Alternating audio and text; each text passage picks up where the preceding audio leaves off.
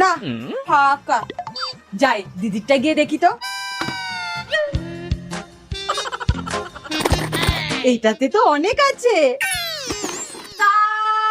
अरे कौन भौंक रहा है रे बदतमीज?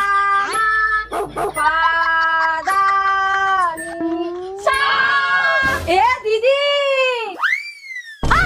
কি হয়েছে রে? তোর ঘরের থেকে আমাকে কটা টাকা দে না, আমি একটা হেডফোন কিনবো।